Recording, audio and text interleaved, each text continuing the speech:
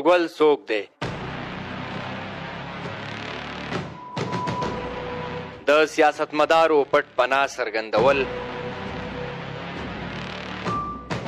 په تیر 15 کاله کې بھرتی شوي سرکاري ملازمین په تعمیراتي کارونو کې کمیشن اخیستل یا نور پټ کردارونه مخې ته راوړل څوک کوي؟ په سوشل میډیا د تورګل نومې اکاونټ د هغه خلکو خوبونه حرام کړي کومو چې به تر ننه پورې پخپله د احتساب چغې وهلې.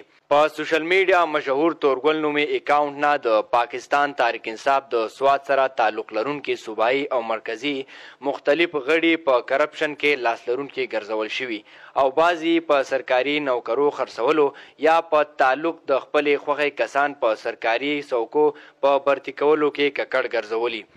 د پاکستان تحریک انصاف د سواد سابقه مرکزی او صوبایي سیاسي واکمنانو په کردارونو سوالیه نشان سره سره د پاکستان تحریک انصاف په دور حکومت کې په سرکاري نوکرو برتي شوي خلکو باندې د عوام شک پیدا شوی. بل خوا په ترقیاتي کارونو کې د کمیشنو اخیستلو انکشاف د خلکو سوچ ځان ته کړی. په سوشل میډیا موجود په دغه اکاونټ د بلها انکشافونو وروستو دغه اکاونټ د خلکو د توجه مرکز ګرځیدلی. بل خوا د پاکستان تحریک انصاف د دغه سابقه ذمہدارانو په خاموشۍ ولس سوالونه پورته کوي. د تورګل د ټولو انکشافونو باوجود دغه اکاونټ نه ختمیدل یا د دغه اکاونټ چلونکي تر اوسه پورې نامعلومه ولیدی.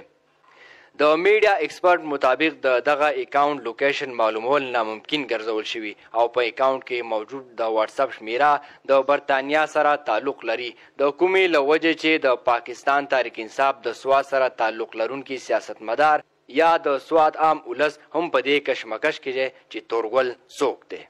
عظمت الله عقاب، شمال نیوز، سواد.